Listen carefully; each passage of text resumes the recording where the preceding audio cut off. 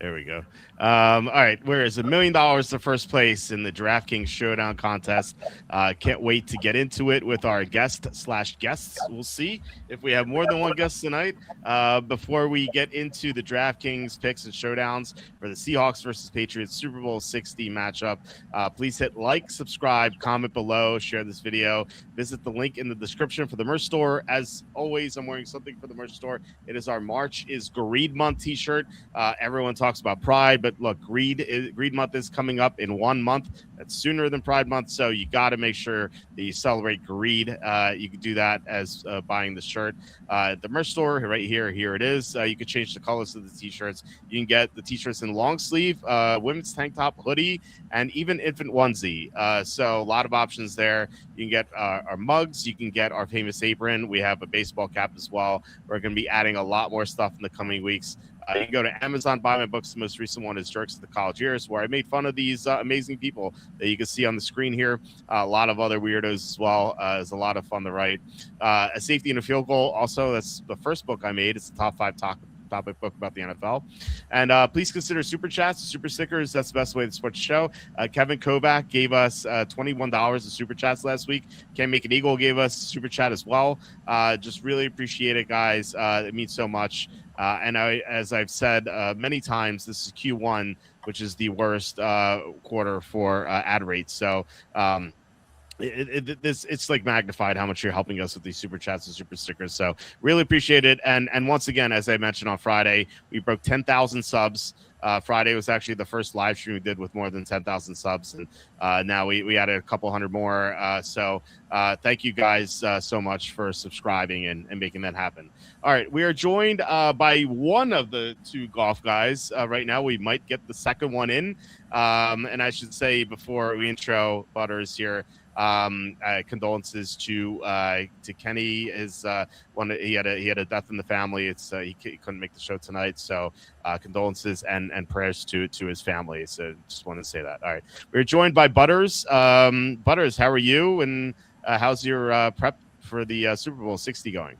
Well, first off, also sending my condolences to Kenny as well. I don't know if it's a direct family member or whatnot, but my condolences to you and your family with the loss that you're going through. That's never a fun thing to have, never something fun to deal with. So, but no, I'm actually doing great.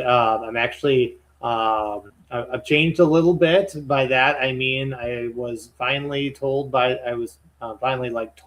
I mean told by the boss at home that I needed to get rid of the mullet. So rest in peace to the mullet. Now I have short hair again. Normally I would just shave. I would have the buzz cut, but I figured let's actually do some hair this time. So that was I hadn't cut my hair since Easter last year. So 9 months? Something like that. So yeah, it's a pregnancy haircut. That's pretty that's pretty crazy. So yeah, condolences to your mullet as well. When the boss at home says you have to do something, you have to do it, or you're gonna find your stuff on the lawn, or you're gonna find yourself on the couch. So I can fully understand that. How was the haircut? Did you were you upset when it was all going down? You're like, oh man, I'm gonna miss this. Like, how'd it go? It was just more so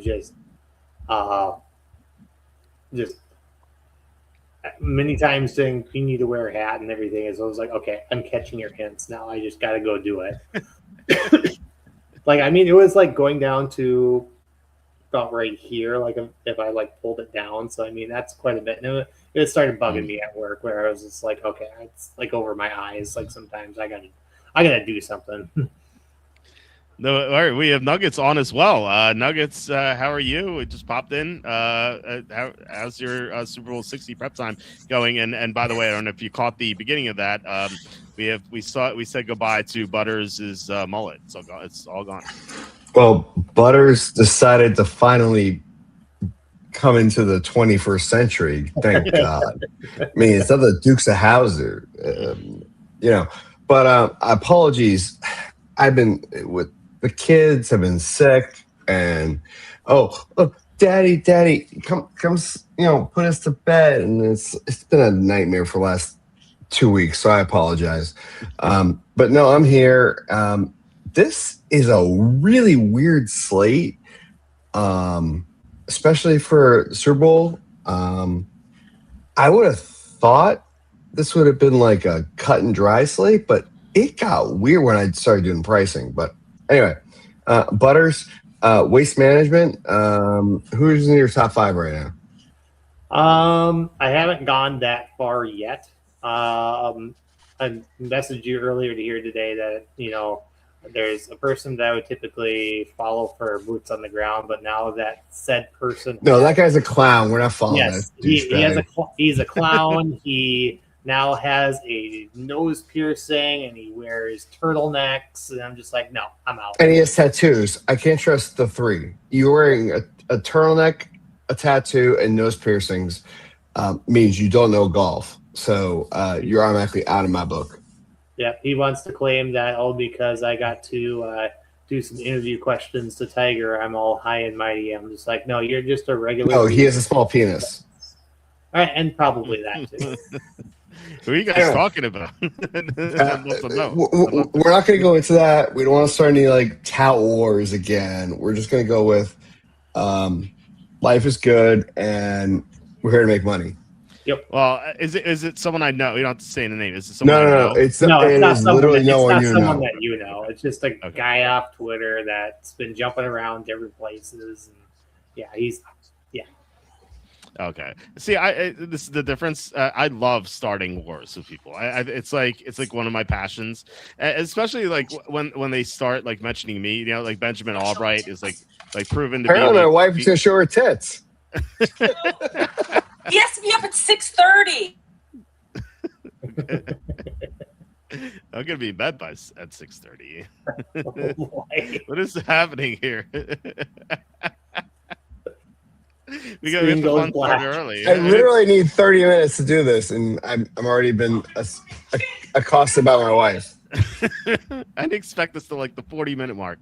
We got in before the 8-minute mark here. So you won the bet tonight, then. I did. She even stole my hat. Hat's gone. Yeah. Soon, and the first word I heard is It's going to be that kind of show, assuming the Nuggets can stay on. I don't know how long he's going to be available here.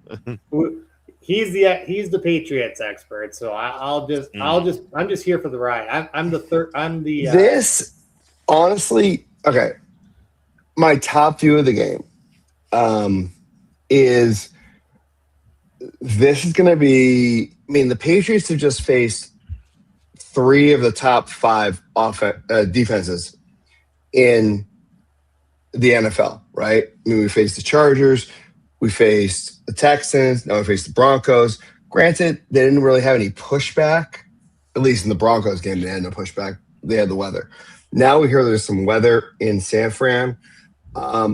Immediately I go, I'm going to have a defense and a kicker no matter what in my showdown lineup.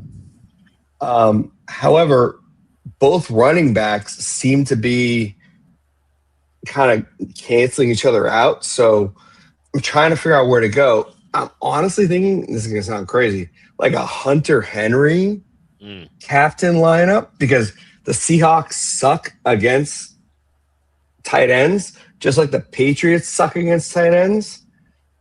So it's got me kind of feeling of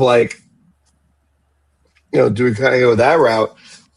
Or do you want to go like an Austin Hooper route and then get all the studs?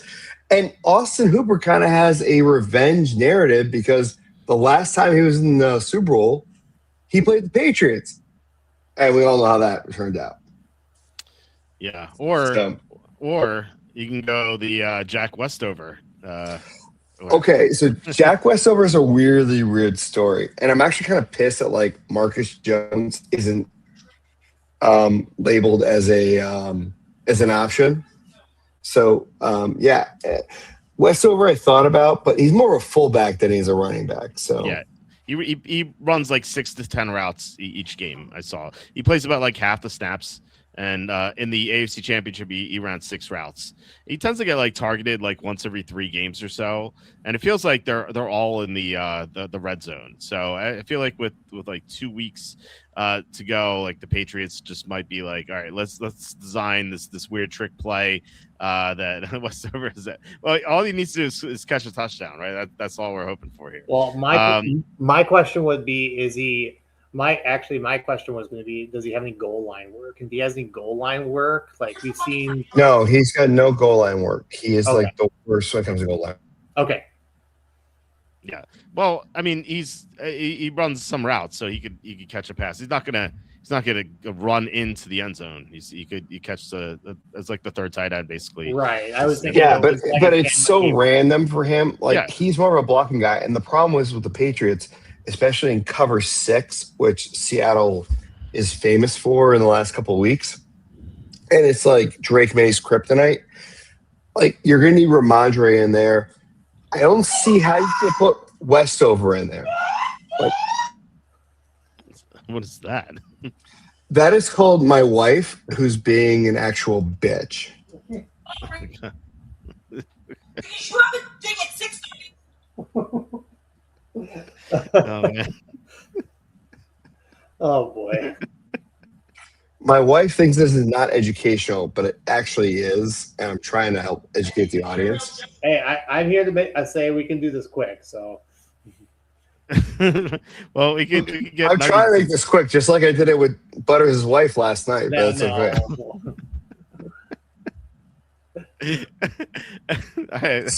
Sorry, I couldn't resist because my wife is just being yeah. I mean, if you have to go, you have to go.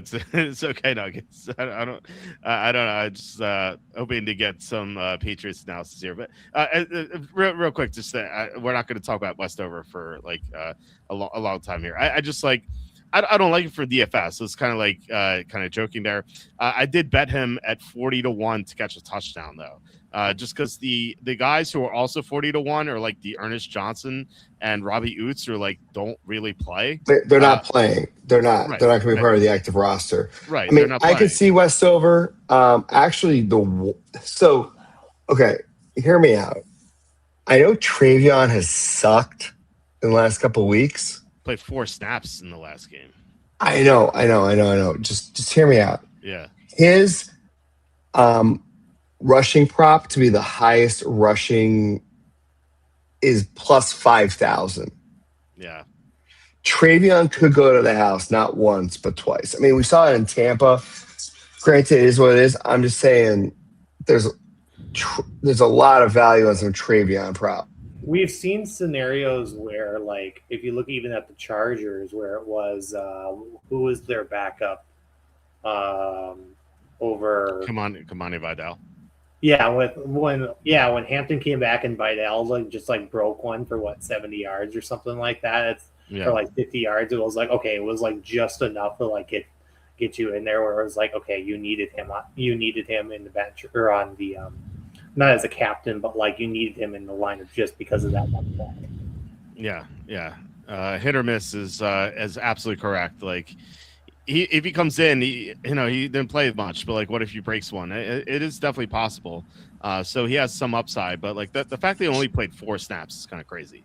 Like if he was on the field, like I think 4 snaps in Denver is a little. I mean, granted, do the Patriots trust him to pass block? Absolutely not. They're basically giving away the game where it's like Travion's going to run, right? Like he's not going to come out of the back and catch a ball, right? So you're basically telling the defense, like, we're going to run Travion here. Good luck trying to catch him. So that's the only reason I went with, like, it's some good options. Yeah. So some random noises like in the stream. I don't know if I could pull the trigger on Henderson. He is cheap though. Like he is non-captaincy is $3,800. So I do like the idea of Hooper though, because we have seen scenarios where like you could have like the exact same lineup with like, let's say you had the winning lineup, but it was you had the winning lineup and you needed, instead of Hunter Henry, you just save a bunch of salary and you jump all the way down to Hooper because Hooper just breaks one or something of that sort. and so you left a whole bunch of salary on the table, and you just had like same script, just wrong tight end or something like that. Yeah, it's true, but I guess that would mean that Hooper would have to beat out all these other guys like in between. Like he'd have to beat out Keyshawn Butte and Cooper Kupp and the kicker and the defense and Barner, and Shaheed. And maybe that can happen. Maybe he catches 2 touchdowns, but it just feels like it's just so hard to happen. It seems unlikely. I do like to leave a lot of money on the table though in these contests, where in this contest is 264,000 people in it. For me, my rule is like if I have a chalky captain like Drake May or Jack Smith and Jigba, I'm gonna leave at least 3,000 on the table.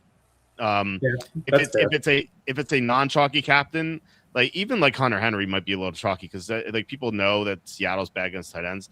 If, for example, you do like Keyshawn Butte a captain or Cooper Kupp, not that I recommend that, or AJ Barner, like one of those guys, then I still would want to leave like 1,000 on the table just to be different, because you don't want to have like the same Barner captaincy lineup. Like, you know, you want to get a little bit different. So if conversely, if you're doing like a single entry or 3 max with far fewer people, then you don't need to leave 3,000 on the table. You can leave like 1,500 on the table and just have a slightly better lineup. But you definitely do want to not use all of your salary. It just definitely have to stress that, you know. Or you figure out some random things like you pair Shaheed with Seahawks defense. Like if Shaheed Shaheed can score in multiple different ways, sort of thing. So I mean, yeah, I think he's the most bet for the king of the end zone right now. Of the was that the longest touchdown? Yeah. I did. I did Matt Collins. I don't know how much you like that Nuggets. He's. I don't hate it. I actually bet Pat's D as the longest touchdown, but that's me. Yeah, figure he's their deep threat. Like, you know, he can catch deep passes. I feel like Hollins is someone I like too. Is not necessarily like captain, but someone who could play in the flex. Where is he exactly? How much does he? He's $3,600. He also has his Q tag next to him, which could mean he's going to be lesser owned. But you know, he had a 13, a 7. He's had some big games, 19, 15. You know, for $3,600, that's definitely going to pay off this price tag. And Drake May loves throwing to him. Take out this game because May didn't throw at all in the fourth quarter. That game was nuts, and he was just coming back. I mean, he basically he wasn't eligible to the AFC Championship game. Yeah. So right, and I mean, him. Right, exactly. He wasn't throwing. May threw once in the fourth quarter. So if you look at like these other targets, like 9, 8, there's a 4 there, but that was a blowout. 6, 5, 10. There's a 2, and then there's a 7. This guy like it just. Butter just caught what I was just showing because this is being thrown at me right now. Oh boy. Lamp was supposed to be the fullback for the Patriots. Yeah, I know, but he's still out there. It's a long. Who are the trick play candidates on the Patriots? Like who's an who played quarterback in the past that can do the the Philly special or whatever those. Keyshawn Boutte did one earlier this year, and then it wasn't Hooper. I'm trying to think who did the end around. Oh, it was Stevenson. Oh, yeah. Okay. Yeah. But there's a prop for like over 2.5 passing attempts that aren't QBs. And it was like plus like 600 or something. Oh, Chisholm. Yeah, Chisholm was the other one. But okay. But that was a game against the Jets where like nobody gave a shit. Yeah, Chisholm may not even play. Like, he may not. Yeah, Chisholm. I was wanting to play Chisholm. I was wanting to play Chisholm against Denver, and then they ruled him out, and I was like, darn it.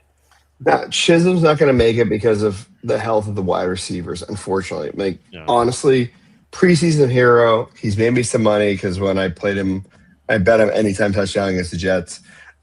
He obviously hit. It actually helped me in DFS that week. Yeah, it's just, damn it. You're kind of, can't make an Eagle. Like, I don't disagree with you, especially since Vrabel has scored a touchdown in every Super Bowl he's been in, with the exception of Super Bowl 42, because the Patriots literally dribble play for him to catch a touchdown. In 3 of the 4 that he won, because he didn't win Super Bowl 42, obviously.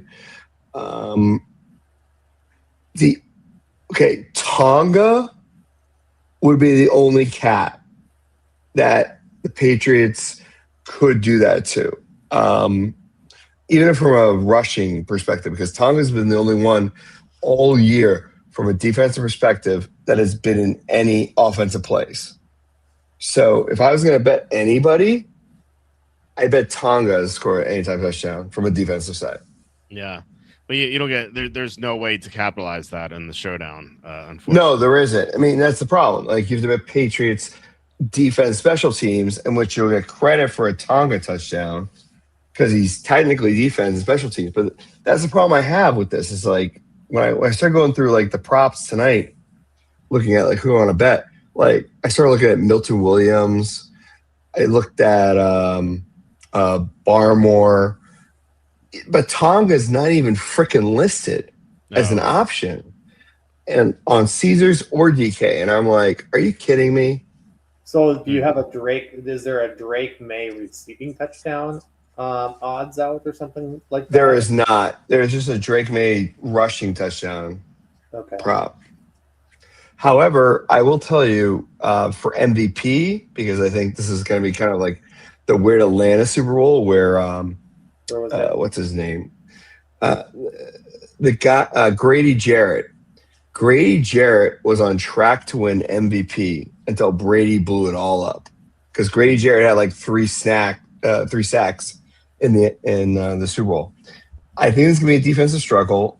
I don't think either quarterback's gonna break like 250 and have like 2 touchdowns. So I have already bet Milton Williams and Christian Barmore to be MVP. What about like a James White scenario? Like I could see like a James White. I thought about James White, but that means you need Ramondre or Travion. Yeah. Problem is, the odds aren't that great. I mean, I think Ramondre this morning was like plus 600. Yeah. Then keep me honest. Maybe it's like Rashid goes like if you think of the opposite side, maybe it's like Rashid like goes off for 2 special team touchdowns or something like that. The actual one, so he's plus 2,800. The actual one I really liked, I'm not kidding when I say this, is Marcus Jones. Oh yeah, from Patriots side. He's their special teams returner. He did a pick 6 in frickin' Denver. Like the dude, Olympic sprinter. He's probably the most dangerous punt returner since Devin Hester. And Walter, keep me honest. I might be crazy. I think it's that crazy. Oh, he's awesome. Yeah, for sure. Yeah. He and Shamar DK were great this year. So. Right, but plus 6,000, like you put $10 on it for a Super Bowl MVP. I mean, Devin Hester did it. Not Devin Hester. Sorry. Howard. I don't think his first name. Desmond Howard. He did it against the Patriots in Super Bowl 32 when he was with Green Bay. He made 2 great returns. I mean, if Devin takes one back to the house, regardless if it's defense or if it's a kickoff, like he could be a shoo-in. Nobody wants to kick to him. I did mention Milton Williams like a million times in the write-up. I did notice that when I was like proofreading it.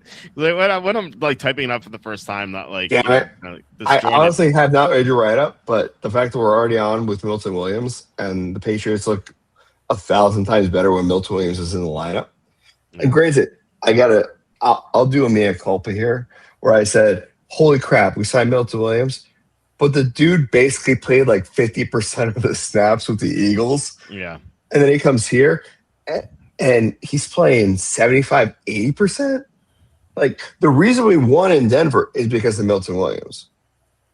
like if you watch the tape, because the Denver team screwed up on substitutions, that's how we got Milton and Barmore back in. Yeah. For the game clinching pick. But that's the reason. Like, if you have a guy like Milton and Christian Barmore,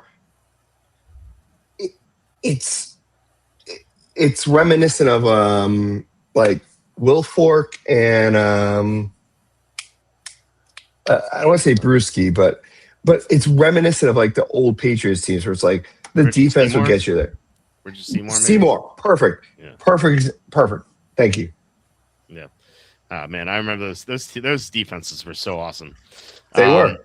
Yeah, and Patriots defense has been great. I think it's fair to look at the level of competition that their defense has played. I think their offense has gone against some really tough defenses, as you said, but their defense has gone against some real cupcakes recently. And I won't disagree. I won't disagree with you there. I 100% agree. I mean, like, granted, think about it. Chargers, no offensive line. Mm-hmm. And Herbert had a broken hand. Stroud, I could argue, yeah, you didn't have Nico, but if you're a good quarterback, yeah, you figure it out, yeah, right? But Stroud, I still can't tell if he figures it out. Honestly, like Davis Mills, it felt like I was watching either Davis Mills or CJ Stroud. Like, we actually bet CJ Stroud under passing yards at halftime of that game because we thought he might get benched. Yeah, honestly, like, how do you not? I mean, how bad you were playing. And then, granted, yeah, we fell into Denver, but then again, it's a two-sided game where Denver's defense was awesome, but Stidham is Stidham. Like, yeah. But once you had the snow falling and it was crazy like that, then it was like it's a coin flip. Okay. Okay. I don't want to dive like super deep into this, but like, how the hell does Peyton not kick there? Like 7-0, you mean? Yes. Yeah. But you live in Denver. You have the home advantage. You potentially know a storm's coming, but yet you don't kick against a quarterback that hasn't played in 2 years. Like, what are you doing? It's not like, okay, if he was at the 1 yard line and you need just to dive into the end zone, sure, I think you go for it. But he's at the 15. He's at the 15. Like, even if you get a first down, there's no guarantee you get a touchdown.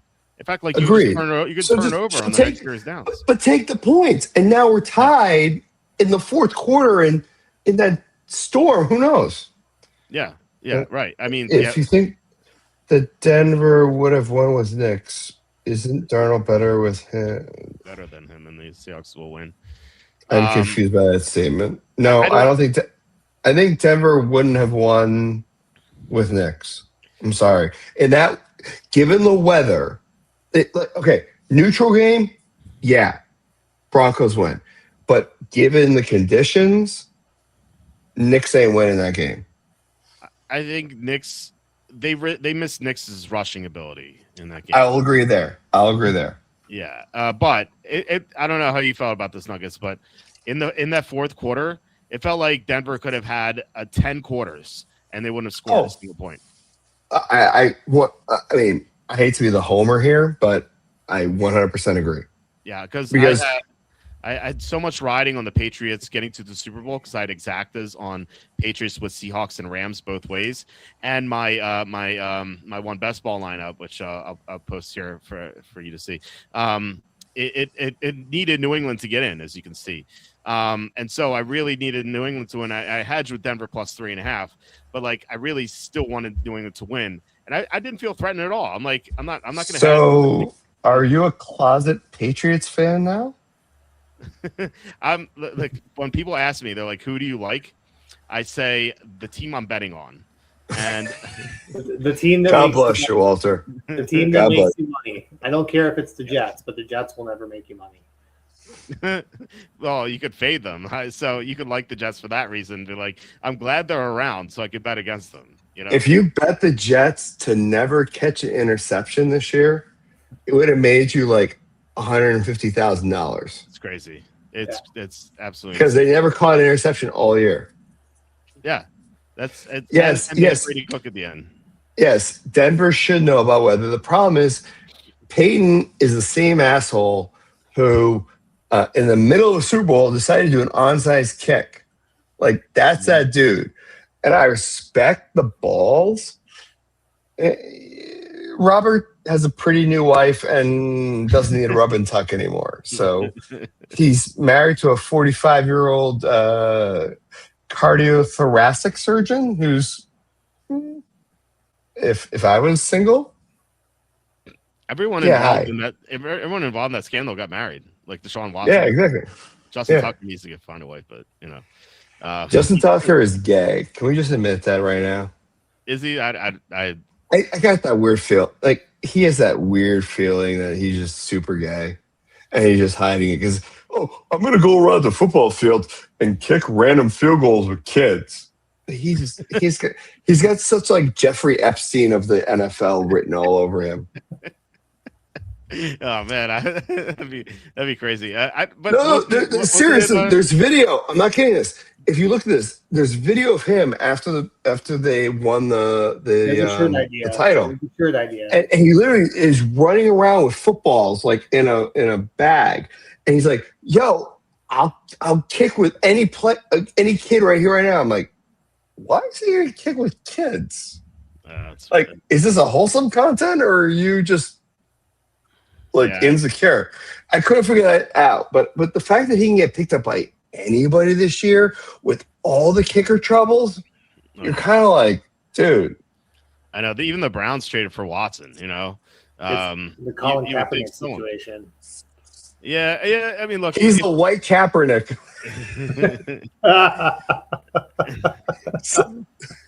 He is.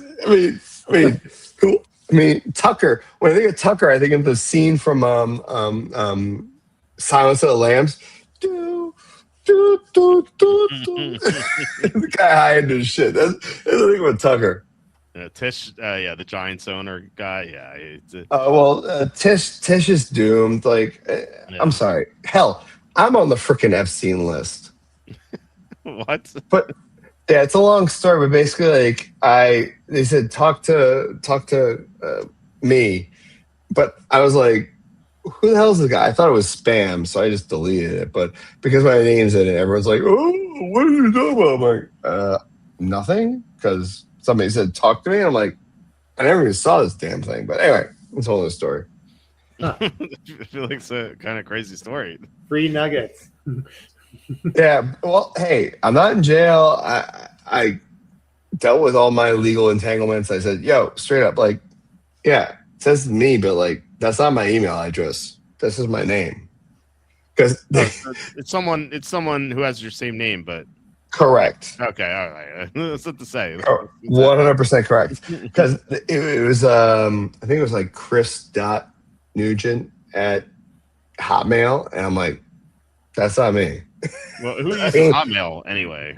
Well, but this was, again, 13, 14 years ago, right? Yeah. Right. No. A, I have a Gmail account, and B, I've never used the Chris.Nugent whatever. No, if anything, it's Nuggets or more Nuggets or Nuggets 33. That's it. That's all I got. It's pretty rough to have the same name as that. There's that one Ravens reporter who was named Jerry Sandusky, and like he had so much hate after the whole Jerry Sandusky scandal came to light. He's like, guys, I didn't spell my name with a J, it's a G. The poor dude. Or was the other guy who was covering Tiger Woods, and he's like, I'm not gonna get into it, but it was like, the guy was covering Tiger Woods, and everyone was like bashing him for reporting on the Tiger Woods like crashing his car. He's like, no, it's not me, dude. No, it's like a weird. Yeah. He's not a clown. He's a good dude. He's just trying to be funny. Give the guy a break.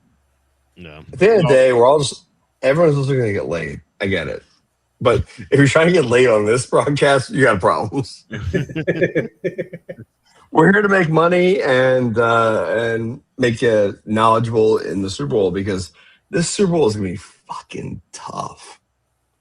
So, speaking of making money, who do you guys have as your favorite captain here? Well, before we get into that, imagine if DeVito gets a ring. Oh God. Him and Sal, his freaking manager, they were all over the freaking talk shows today. My favorite captains. This is so tough because, like, I honestly think unless one of the running backs like leak out for a huge one, I think the running backs are kind of null and void. Honestly, I think you're looking at tight ends. I think you're looking at Henry or you're looking at Barner. Yeah.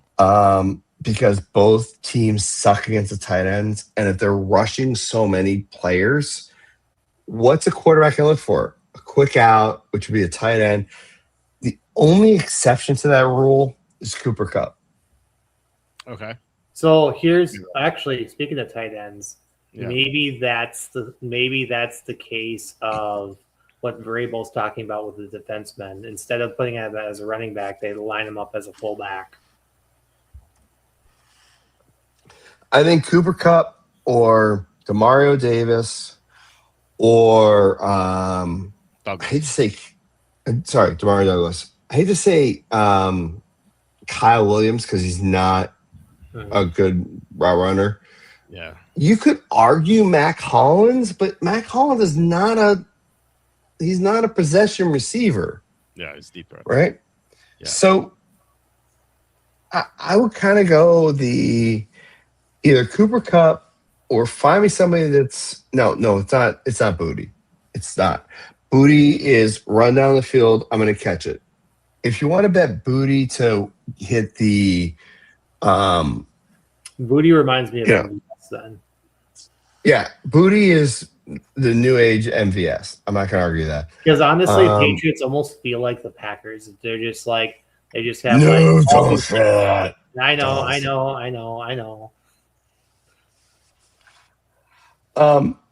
In fairness, Booty should have more receptions. He is underrated. I'm not arguing that, especially in a neutral environment, give or take. The problem I have is Booty just runs straight. He doesn't run any slants. He's not Stephon Diggs. So that's where my hesitation on Booty is. We did have a 16.5 against Houston, and then Houston had the same but then again, he caught an 18, a 24, and then a 32-yard reception. Yeah. Yeah, I mean, 75 against the Houston defense. But then again, we all remember that catch that was like the one-handed miracle grab in the end zone. Mm-hmm. I'm not discounting it. What I'm saying is against a defense like Seattle, you need guys that can be quick and move and go. You can't have guys that are like going down the yards, 30 yards down the field, right? Because it's just not going to work because their guys are going to get there. Like, I'm sorry, the Patriots O-line is not exactly like the wall of steel. Like, they're not exactly like amazing, especially with two rookies on the left side. Yeah, Seattle had the second most pressures in the NFL. Exactly. So, yeah, but Houston did as well. And, as to point out, Butte had the 16. I know he had that crazy touchdown, but it could happen. I'm not saying it couldn't happen. What I'm saying is if you're putting him at captain, that's a million-maker lineup. I don't disagree with it, but Hollins is not May's safety blanket. Who the hell are you? And shut the F up. No, his safety he throw to Hollins a lot, but I think his safety blanket would be Henry.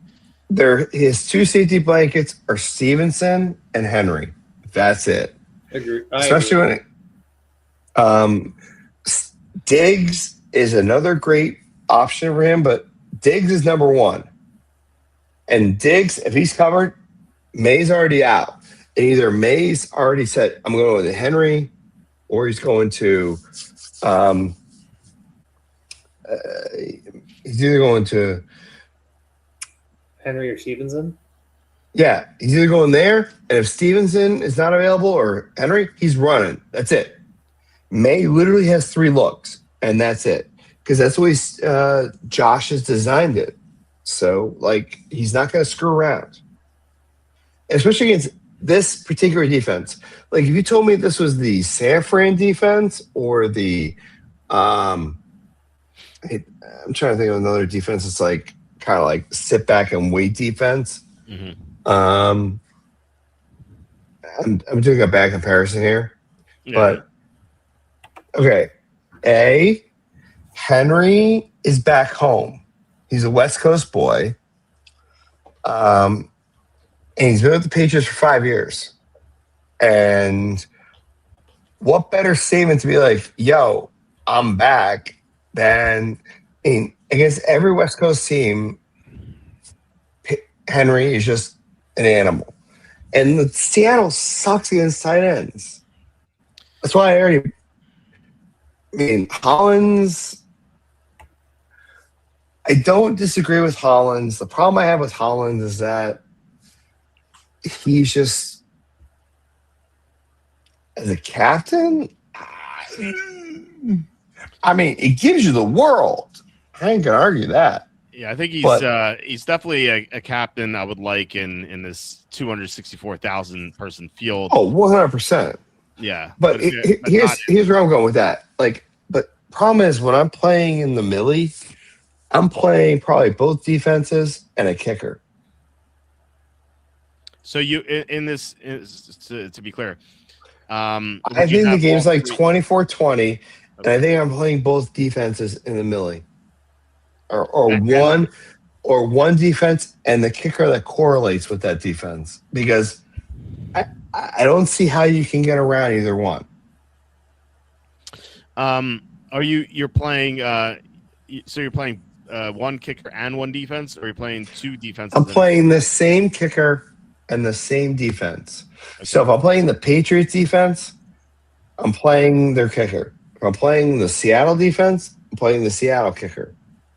Okay. And what sort of captain would let's just say Patriots defense? That's the thing.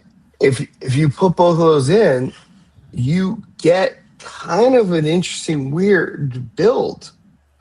So play the Patriots D and play right. So here we go. Borgalis. Right. So now you got 41,000 left. Now you can play a Drake May captain. You could play a Stevenson captain. Right? Now you're left with 8,000. Now play and now play two Seattle guys. Stevenson Jigba, and 41 brings you down to no one. No. Hold on. Go. Oh, Bobo. I like Bobo. Yeah, we were talking about that before you came on. Like, what if it was something like Bobo or something? I personally wouldn't play. I don't know if I play JSN in with the Drake May captain. You know? No, fine, fair enough. But take out JSN. What are your options? If you take out JSN, you have Kenneth Walker, who I don't trust. Yeah. Especially in this build. If you do this particular build, which is basically like Patriots win by like 10. Yeah. So this is not enough money left over, but I mean this. No, but you can play Myers. Okay. Because if it's gonna be a field goal game, play Myers. And then who's left for after you play Myers? 10,003. Fine. Throw Walker in there, or you throw Cup or somebody else. I was just looking at I was just looking at the game in 2015, and just curious if there's any sort of like, okay, is there any narratives from this game or just weird? Like, I mean, like, it's just stupid little narratives, but sometimes there's like how you mentioned with Vrabel and things like that. Like, I didn't realize that Shane Vereen had 11 receptions, 12 targets. Yeah, Shane Vereen did, and so did Gronk had 12, or Edelman had 9 targets. Gronk had 10 targets. And then did it tell you that Damian Lewis blew out his knee? Yeah. Would try and do a punt return because he like ran out of bounds and blew out his knee. That sucks, man. The biggest stage. That's such a shame. Shout out to my fourth cousin, by the way. Damian Lewis is your fourth cousin? no, not Damian Edelman. Come on, Damian Lewis. Edelman's your fourth cousin? According to my dad, yes. Shit. My That's dad, cool. I don't think I told you this story to you guys. I was. You've never told me the story, other than being like, "Oh my god, how have you not like gotten to me to sign Julian Edelman's book? Like, what the hell?" I've never talked to them, but anyway, I was. It was the day after. How does Walter not have like Super Bowl media credentials at this rate? I applied. I freaking got credentials. Like, what the hell? We get banned. We're not allowed. But anyway, so next year you go as me. The other, not the Chris Nugent in the. No, you go as Walter, but you can claim you're me, and I don't care. My reputation's fucked anyway. I don't care. Your name is Leopold Stotch. Oh God! Why did you bring up Butters? God damn it, Butters. So anyway, it was the day after Edelman tore his ACL in the preseason game against the Lions. I literally I show the video. Like my oldest daughter was like 3 at the time, and there's a video of me literally going, "Oh my God!" Like I'm wearing my Patriots gear. I'm watching the game. We're in our old house in Waltham. And I'm like, "Oh my God, oh no." She's like laughing. She's like, "Daddy, what's so funny?" I'm like, "No, it's not funny." She goes, "Daddy, but you're laughing." I'm like, no. I'm like losing my shit because I go, "Oh my God, this is over." Like I literally went, the season's over when Edelman ripped his ACL. Yeah, and now we know why they're not the preseason anymore. No, exactly. I mean, why would you? Hold on, I'll send it to you guys so you can like post it, but whatever. Okay. Anyway, I was at my parents' house. My mom used to be a hairdresser. She used to cut my hair, and my dad comes in from work, and he's like, "Oh, did anything happen in sports yesterday?" I'm like, "Oh, Edelman tore his ACL," and my dad goes, "Oh, he's your fourth cousin," and then he just walks by. I'm like, "What? What are you talking about?" And so later, I'm like, "Would you say Julian Edelman's my fourth cousin?" He's like, "Yeah, I knew his parents." I'm like, "This is so random. I never heard this before." Like when he was like scoring the touchdowns in the Super Bowl, he didn't tell me, but like when he tore his ACL, he told me. It's just very, very random. But according to him, I don't know. I can't like verify it. So, and like I said, I'd never talked to the guy before, but yeah. Anyway, we can talk about something else. As Nuggets, it's looking up that picture or the video, I guess. We didn't really like talk about Seattle players. Like we kind of mentioned them briefly, like AJ Barner. JSN is 11-6. Do you guys have any interest in him as captain? And I would say I do not. How do you guys feel about JSN? I feel like I haven't gotten JSN right all year. Really? Yeah. Like I was like, "Oh, I'm low on him," and then he goes off and like things of that sort. And it's like, so I feel it's tough for me to tell. It's tough for me to tell. Like there's been a couple times when I have been right, like right about him in certain situations, but like I just haven't gotten him right in fantasy, I feel like, all year. Yeah. My approach to Showdown is it's something that it can make you look or feel very foolish if it backfires, but I think it's okay because I won a Showdown slate using this strategy, which is basically to not play receiver ones who are highly owned. And the reason for that is because receivers are so volatile. Like if a team wants to get the running back the ball, they'll just hand it off. Team wants to get a quarterback passing a lot, they just do it because they have the ball every time. If a defense wants to take out a receiver by doubling them, like they can do it. And so it's so hard to trust highly owned receivers that if you avoid a receiver and they fail, which by the way, JSN has done in 3 of the past 4 games, 10.9, 14.4, 16.2. That's not going to cut it at 11-6. It's not. If he fails, then he's going to be like at least what 50% owned. What do you think, guys? Like 50% So or something? how is he done against like top 10, top 15 EPA defenses this year? Well, I mean, he had this great game against the Rams. So it's funny, right? He has I this feel like great game against Rams the you can't. You could. I feel like Rams you can throw out because like they are divisional rivals. Right, but then you get this 10 against Seattle, San Francisco, which has a terrible defense. 14 against San Francisco again. Carolina's defense is they're just okay. It's 16 against the Rams again, 23.6. A lot of that was late though.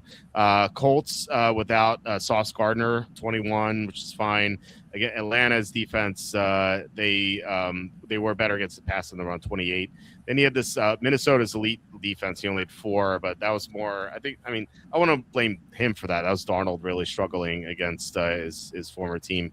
Then he had a 40 against Tennessee's awful defense. He had 23 against the Rams again, so pretty consistent there.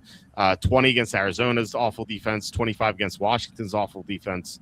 29 against Houston. So that was a great performance against a great defense. 33 against Jacksonville. Jacksonville had a strong defense this year. 30 against Tampa. Tampa's bad defense. 13 against Arizona again. So he really didn't do all that much against Arizona and San Francisco. Like oddly enough, like 2 bad defenses. 20 against the Saints. 21 against Pittsburgh. 23 against San Francisco again. So it's kind of like a mixed bag. But like I feel like the toughest matchup for Darnold, except for the Houston game, was this 4.3 against Minnesota. So he can fail. I mean, like I said, we've seen it 3 of the past 4 games, and he's gonna be super high, he's gonna be super highly owned. So I'm gonna ask you guys again, like how what do you think his percentage ownership is? Do you think it's like 50%, 55%, 60? What do you think? Okay, the question is Sam Darnold the new dog? Because this is the guy who I saw playing for the Jets. I'm seeing ghosts. Yeah, right? It's like and then against when he was with the Vikings last year, how many picks did he throw? 3, 4 in the first playoff game. Mm-hmm. Like, so almost kind of like if you trust Sam Darnold, JSN is going to have a game. If you don't trust Sam Darnold, he's not having a game. So it's almost like if you play Darnold, you're going to have to play JSN. If you don't play Darnold, don't play JSN. Yeah. Like, I don't think JSN is going to win you anything on his own alone. Sure. Yeah. And I actually just looked back at Rams and Seahawks, and Jake Bobo was your captain, but that's because that game just went nuts. But you needed JSN in the flags. In the Rams Seahawks showdown. Yeah, the perfect one was Jake Bobo, the captain, and then Puka, JSN, Stafford, Darnold, and Cup. Yeah, and I feel like that sort of game had way more many players that you needed in your lineup. Like you needed a Puka. There's no Puka here. You needed a Stafford. That you could compare that with Drake May. Right. But there was like if the Patriots had a Puka, then you might have to go cheaper. But I don't think it's like not the same sort of game flow here with the same sort of players. And it's kind of crazy that Jason had 34 and yet still wasn't the captain in the winning lineup. So that tells me I'm like I don't want to have JSN. I feel like you need one of JSN or May, but I would not want to play either because that's going to be way too chalky of a lineup. And I'd rather have May because he hasn't like gone off in the playoffs yet. But he had his floor is higher than JSN's, like 19, 17, 15.9 in the blizzard where he threw one pass in the fourth quarter. And like he hasn't hit his ceiling yet, and maybe he won't in this game. But in these 3 games that he won in the playoffs, he hasn't played from behind. He's been ahead, and he hasn't had to do much in the second half. There's a good chance he's going to be playing from behind in this game, and so he could have his best DFS game of the playoffs. So this is why I'm so much more likely to play Drake May than JSN. But like I said, I want to play both. I have a random question. Okay. When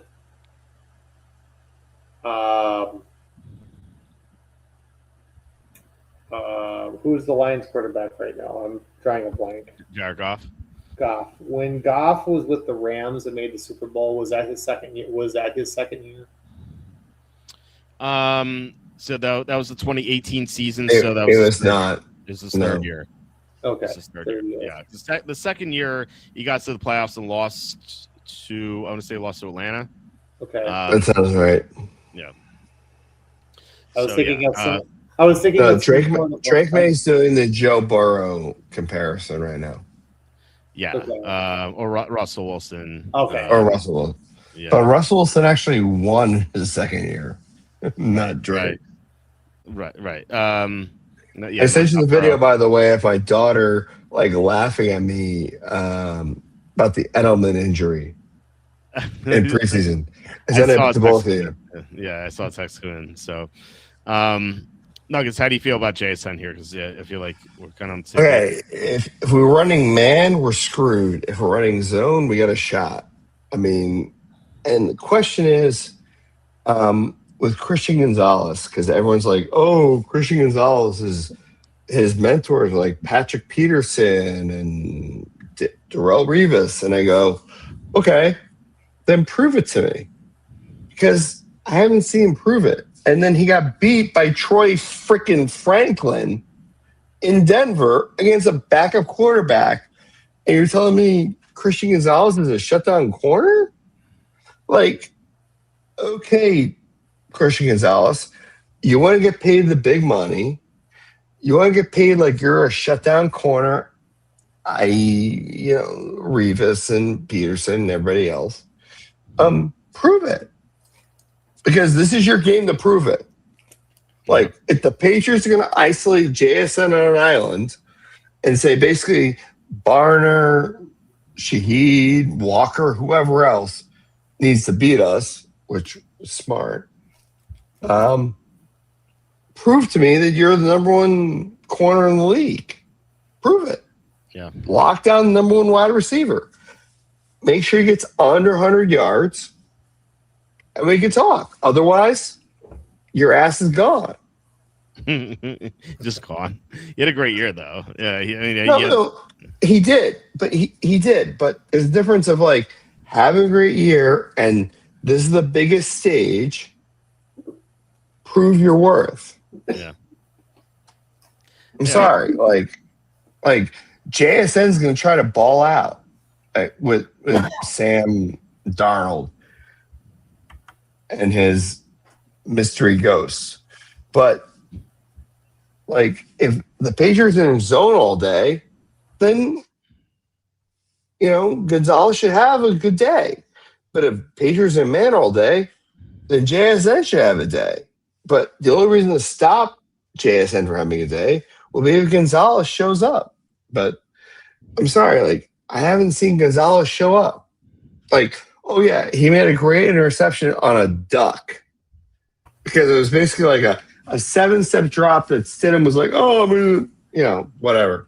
Yeah. And then Stidham. So I'm sorry, I can't give any life to that. I don't think Gonzo's had crazy ass interceptions all year. The Bears secondary had crazy ass interceptions all year. No, but I think he had the second best completion percentage against. I think it was 43.4%. I think. Yeah. Something like that. Quinion Mitchell is the only corner at a better completion percentage. 100%. But still, it's Gonzo, shut up and do your job. Until you're the Darrelle Revis or Deion Sanders type, shut up. Ty Law, shut up. Well, we'll see. We'll see if he comes through. Hopefully, the Patriots don't bench their best cornerback the day before, or the day. No, that's Malcolm Butler, and that was because he got into a fight with Belichick's son because Belichick has no dick. Is that what happened? I didn't even know. Okay, so do you want to know the story? Because I actually have it on Sure. Steve Belichick. three. I actually have 3 different people confirming this. Okay. So basically, the night before the Super Bowl, freaking Malcolm Butler doesn't like the play calls, and he goes into Steve Belichick's room, basically rips Steve Belichick a new asshole, saying, "You're incompetent. This is not what we talked about." Blah blah blah. Yeah. And then obviously it gets back to Bill. Bill says, "Well, you can't do that. I'm his son." Blah blah blah. And basically, Butler is served. The reason he's crying in the national anthem because he's not going to see the field unless there's like a catastrophic injury or 2. Mm-hmm.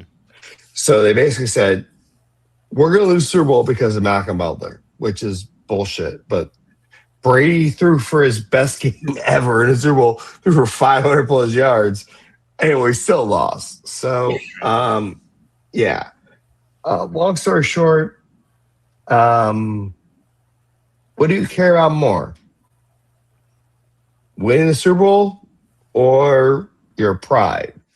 I'm sorry, because today, this is the reason I bring this up. Today, Mike Vrabel goes on a podcast, and everyone goes, "Well, Mike Vrabel, you said a couple of years ago when you were the Tennessee head coach that you would cut your dick off to win a Super Bowl." And Vrabel today goes on another podcast and goes, "Yes, I'll cut half of it off because the other 6 inches my wife will like." To which I went, "That's a great answer." That's a great Because if I told someone I was going to cut my dick off to win a Super Bowl, A, I wouldn't be lying. But B, I would cut half of it off to satisfy the requirement. Because my wife only likes 6 inches. Okay, fine. I don't give a fuck. But I won a Super Bowl. Like, I love that answer. It's amazing. That's really amazing. Oh man. Anyway, so Was that on Barstool? It was on Bussin' with the Boys. So like Okay. Taylor but Taylor is one of Vrabel's former players. Like Vrabel used to cuddle like Taylor because he respected what offensive linemen did. So, Vrabel himself has a dick. I ain't gonna say no. oh, you gotta do what you gotta However, he ain't gonna do it. We all know this. However, if he got his nuts cut off, like I'd be good with that. Just became a eunuch just because he won. Yeah. Well, I mean, everyone's gonna get their shit snipped at some point. I mean, hell, my wife's begging me to do it. And speak for yourself. not doing that. Well, I mean, we all can't be like as cool as Walter with 12 inches between our legs, but that's a whole other story. Yeah, I don't know. I'm not heading down that road. I don't know. I mean, It's only 10 inches, but don't tell the strippers that. you got to round up, right? I mean, Delilah's in Philly is a very good establishment. Jesus. Yeah, we went there for my bachelor party. What was the other one that was in with the pole in the middle? It wasn't Delilah's. It was that might. I think we actually went to that one instead. I don't know. I didn't plan. Obviously, didn't plan it. I didn't plan my bachelor party. I was okay. We're gonna get in trouble if we talk about this. Let's move on. In trouble by whom? I only in trouble because I know those Philly establishments. I was there like 6 months ago. I can tell you where they are, but I'm not gonna do that. I was drunk out of my mind that night. That's actually the last time I've been drunk. Was my bachelor party. Except for the Super Bowl where you were like, God damn it, some team fucking win. Yeah. You had to be. You weren't drinking in Minneapolis when you're like trying to stay warm. No, that was before my bachelor party. Oh, I got married in 2018, so that was actually later that year. okay. So you missed out on it, Walter. So my bachelor party was literally called going into the Seattle, New England Super Bowl. Mhm. It was called no longer a bachelor party. Okay. But we still did everything of a bachelor party, and I won $15K on a fucking slot. That's a whole other story. Wow. There you go. Yeah. Anyway, I have video of it. I can prove it. Anyway, but the whole point is that like we literally did no longer a bachelor party because I just got married, but I still did everything a little bachelor would. So Yeah. You got to do. You got to. I was in the fringe period, and I know my wife is already yelling at me and now to get off. So I promised her by midnight I get off. But anyway, actually, that midnight she should be getting me off. But that's a whole other story. Oh, Tough to get in trouble. Get down here, service me.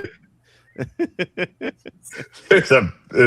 I'm gonna get stabbed tonight. I know. If I end up in the ER, you guys know why. If there's a stabbing live on a show, we're gonna have like 20,000 subs by the time. You're welcome, Walter. I'm willing to die and suffer mortal wounds for content for you. Thank you. I know. Brable does it for the Super Bowl. You do it for our 10,000. Brable's willing to cut his dick off. I'm willing to get stabbed live on the live stream. It's a live. Huge stakes here. It's I feel honored to be compared to a Super Bowl. So we just hit 10,000 subs, by the way, which is a pretty cool milestone. You just hit 10,000 steps? 10,000 subs. Steps. Oh, subs. Sorry. When you said because sorry, I thought you had like one of those walking desks underneath your thing. Yeah, it's on my I'm walking the whole time I've been on with you guys. Well, I mean, I have a walking desk. Spoiler alert, Walter. Literally underneath me. Walter's paraplegic. That my wife made me buy her for $300. There is more holes in this wall behind me than the times that she has actually walked on this fucking desk. A walking desk or a standing desk? No. I bought the desk, but then there's a walking treadmill that comes with it. Okay. Oh. And she doesn't do it because it's too hard. I can't figure it out. Yes, you press a button, it turns on, and you walk. But it's so cold outside. Wait, hold on. Wait, are you walking outside? Oh, you gotta have some excuses. Well, anyway, sorry, boys. I digress. I apologize. This is the level of stupidity I deal with in the Northeast. Yeah, well, I'm right below you. But you don't deal with this level of stupidity. You'd be surprised. I actually respect your wife more than I respect my wife. Not much better in the Midwest. Your wife better. Your wife. Basically, I'm not surprised there isn't like a dominatrix chain around your neck. Well, he lost his mullet. You know. He did. Yeah. Why? Because his wife told him to. Yeah, I was told. The boss at home said, "Go get a haircut." Now. Yeah. Otherwise, I'm gonna kick your ass to the curb. I didn't tell my story. Yeah, so I went to go get the haircut. It was fine and everything. We were both happy with it. It was fine everything until you get the finger up your ass. No. What happened was about an hour later after I got home, I looked in the mirror. I'm like, something seems odd. And then my wife. Yeah, it's called "It's Your Face." Then my wife looked at it too. Was like, yeah, something does seem odd about your haircut. And they were like, yeah, it's called "It's Not Her High School Boyfriend." No, it was. We both. Then I was like, oh shoot. I wasn't even listening to your comment there, dude. No, but I looked at my face and I was like, I looked in the mirror and I was like, oh, we know someone that's a woman with a short haircut. I'm like, oh god, I can't get this image out of my head right now. I got to go back and fix my hair. So Butters is a transy haircut. No, not boyfriend. Butters, did you trade teams and you didn't tell us? No. That's what it sounded like. So I had to go on mute because I was laughing so hard. I was like, oh my God. Did Butters just cut his dick off and then just jam with his hoo-ha? Like, are you like Buffalo Bill from Silence of the Lambs? Like, This isn't like Game of Thrones where it's like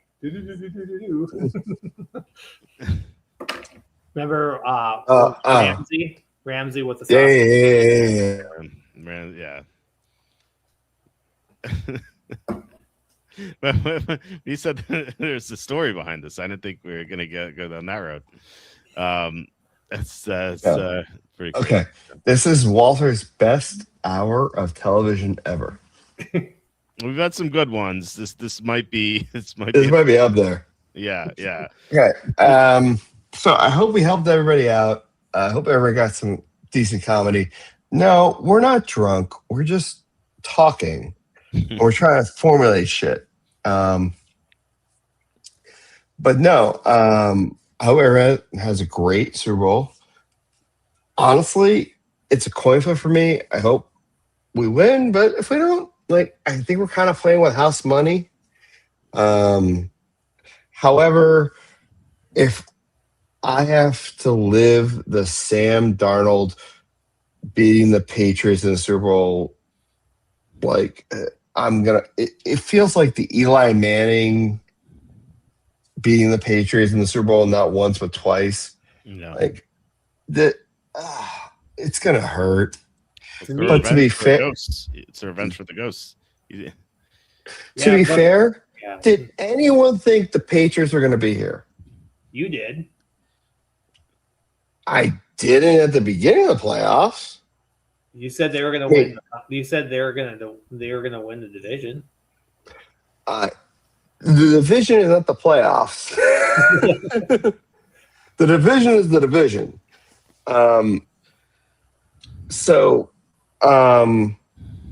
I think the Patriots next year aren't going to be sneaky, but I could have never envisioned that the Patriots would be in the position they're in right now. Win the division, cool. You're gonna be in the Super Bowl. I never would have seen that in a million years. What about when they reach the playoffs? Did you think they're going to go or in the 2 seed? Obviously, yes. There's that 1% outcome, but granted, a lot of things fell their way. I'm not going to argue that. Denver has Bo Nix in Denver. The Patriots, until this year, had never ever won in Denver in a playoff game. And they did this year. Granted, it's kind of on we didn't have Bo next year. And the weather. The Titans could come in and kick their ass, but Nico Collins went out. You could argue that with the Chargers. The Chargers, didn't have offensive line, literally. 3 of their offensive line starters were out. Plus, Herbert's hand was broken. I feel like this. I feel like if the Patriots win, though, there's people that are gonna constantly keep shitting on the Patriots because it's oh, you beat Sam Darnold. Oh, you beat this team that's injured, and it's like they won't. No, it's like giving them more motivation to say. You're not wrong there, and it's probably Patriots and the under type bet or something like that. Don't get me wrong. I want the Pats to win. We've been through enough crap. We should win. Seattle's been just through as much. But I don't trust their quarterback. I'm sorry. Sam Darnold has 20 turnovers this year. That kind of freaks me out as a neutral observer. And granted, Drake May had 6 turnovers in the first 2 games of the playoffs. Between, I don't know. This is gonna sound terrible, and call me a homer for what you will. Josh McDaniels, the Patriots offensive coordinator, is now in his 10th Super Bowl. And you're telling me he can't scheme up something against the Seattle defense? Yeah. Given the time, given all the because Mike McDonald, the Seattle head coach, has never been to a Super Bowl ever. There's so much like theatricality and like, oh, we have to wait for the national anthem. Now we have to wait for somebody else to sing, and then oh look, the halftime show starts, and you're telling me Josh McDaniels doesn't know how to manage all that? Like the Patriots came out of that to win against Atlanta. Like there's so many ways that I think Seattle, just on a coaching edge, doesn't know how to deal with the Super Bowl effective at all. Like Vrabel's been in 4. He's won 3. He knows what's going to happen. McDaniels doesn't know anything. So McDonald, sorry, not McDaniels, sorry, McDonald. But my point is that like games like the Super Bowl are so effing weird where you need that little kind of like insider edge to make it all work. Mm-hmm. And so it's funny because like I go back to this where like I haven't seen anything about Seattle like celebrating going down or doing like a rolling rally or celebrations or anything like that. The Patriots are like, oh no, we sent our planes and oh, we have our opening night thing and we have a rally here and like the Patriots know and the ownership know how to do their thing, like because they've been there so many times. So like it's like clockwork for them. And I'm not trying to say it's good or bad, but what I'm trying to say is that like I'm going to trust experience over a team that's been there only 4 times. So, and I don't understand the number why it's 4.5 for the Seahawks. Like, what do you think it should be? I honestly think it should be like a 1.5. Really? Or 2. Wow. I honestly do. Like, I don't think people understand how similar these teams are. And yeah, one explosive play, fine.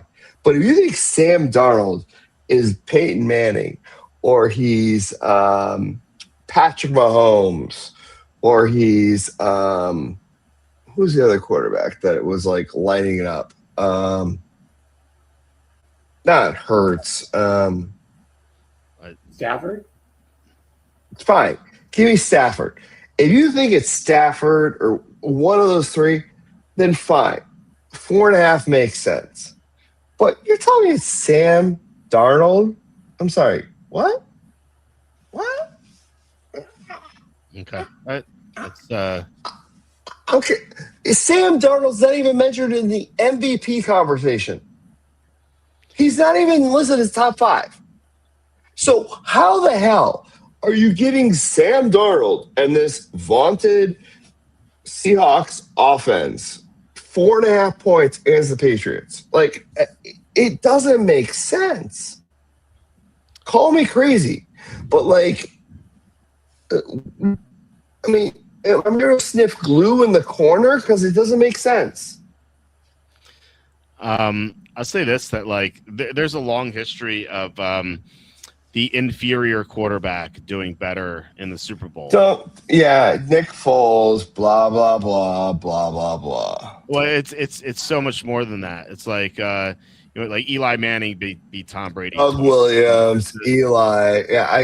Okay. Yeah. So who's the inferior quarterback in this relationship? Darnold. Right? The stats say it's actually Drake May's the inferior quarterback. I actually think Darnold has actually been a pretty decent quarterback throughout his career. He kind of had like the Baker Mayfield effect, where it was just like just not at the right place. And then once he like found his place, it's like he got into a groove, and it's like, my God, Okay, he's a bad. now to Trout Butters. 1 through 3, who has the best roster, Seahawks or Patriots? I'll tell you right now, the Seahawks have the better roster. So, yeah, I would agree with that. Yeah. Yeah.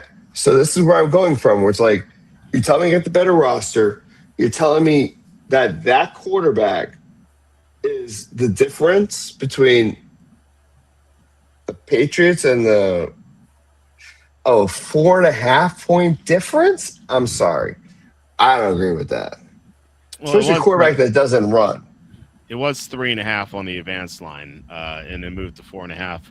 Which, you kind of always want to fade the overreactions if it's not warranted. Oh, 100%.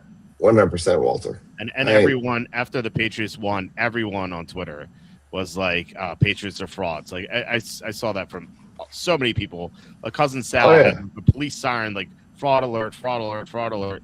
And, like, I wrote this up in my picks page. I'm like, the Patriots are not frauds. They're just not as good as the Seahawks, but they're not frauds. Like I thought they were the third best team in the conference, like heading into the playoffs. I would have made Bills number 1, Jaguars number 2, and I thought that the team that won that game would go to the Super Bowl. Little did we know that the officials would screw over the Bills. And then that you mentioned things broke. Not once, but twice. Right. Yeah. And you mentioned things broke the Patriots' way. That was definitely one thing that they didn't have to play Buffalo in that game, which probably would have been on a Monday night because there's so much. Okay, dumb question. Buffalo comes into New England. Yeah. Who wins?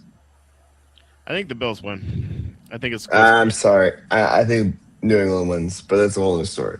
See, look at like the second game, the Bills outscored the Patriots 35-10 to close out the 100%. game. I'm not arguing that.